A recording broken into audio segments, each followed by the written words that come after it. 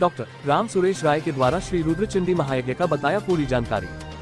Ballia doctor Ram Suresh Rai द्वारा आयोजित श्री रुद्रचंडी महायज्ञ एक महत्वपूर्ण आयोजन है, जिसमें वेदों की शक्ति और उनके महत्व पर बल दिया गया है। इस महायज्ञ में लगभग 15,000 लोग भाग ले सकते हैं।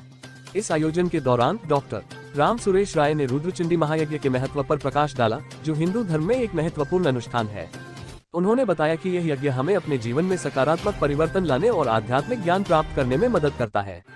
यह आयोजन न केवल एक धार्मिक अनुष्ठान था, बल्कि एक सामाजिक और सांस्कृतिक आयोजन भी था, जिसमें लोगों ने एक साथ आकर अपनी आध्यात्मिक और सांस्कृतिक जड़ों को समझने का अवसर प्राप्त किया।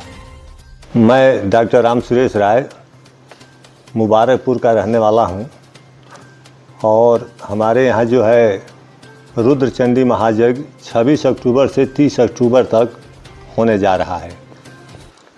यह यज्ञ जो है पहले परम पूज्य स्वामी पशुपति बाबा महाराज जी यहाँ रहते थे, उनके गुफा बना हुआ है और उनके समय में यहाँ यज्ञ हुआ करता था, यज्ञशाला भी बना हुआ है। उनके यहाँ से गए हुए लगभग 34-35 वर्ष हो गए।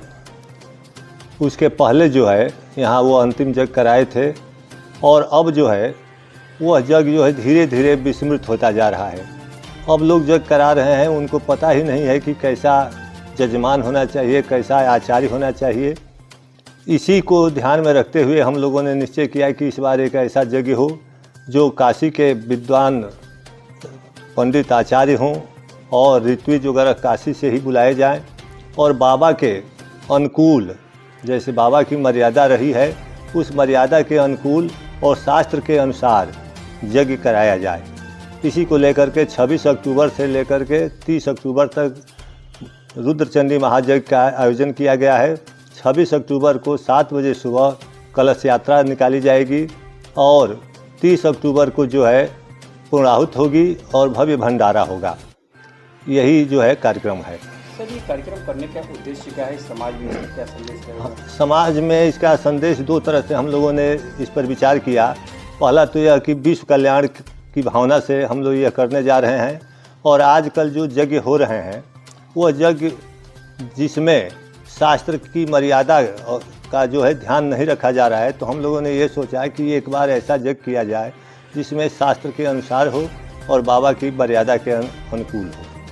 जी सर, बात की जाए आने वाले पीढ़ी है, कहीं ना कहीं यज्ञ हुआ, रामायण हुआ, ग्रंथ हुआ, ऐसी चीज़ों से भटक रहे हैं, केवल ऑनलाइन की दुनिया में प्रवेश कर रहे हैं। तो ऐसे युवाओं को क्या संदेश देंगे सर? ऐसे युवाओं को संदेश हम ये देना चाहते हैं कि हम जो हैं प्राचीन काल से सनातन परंपरा के अनुयायी रहे हैं और हम चाहते हैं कि उनका चरित्र जो है सनातन धर्म से ही बनेगा, तो वो इस पर ध्यान दें।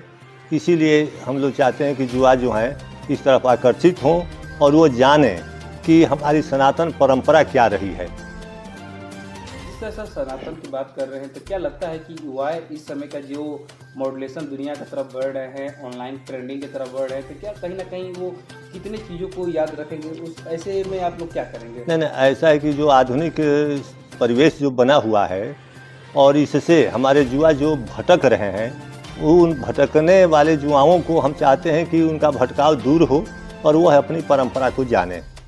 बहुत बहुत धन्यवाद सर। धन्यवाद आपको भी।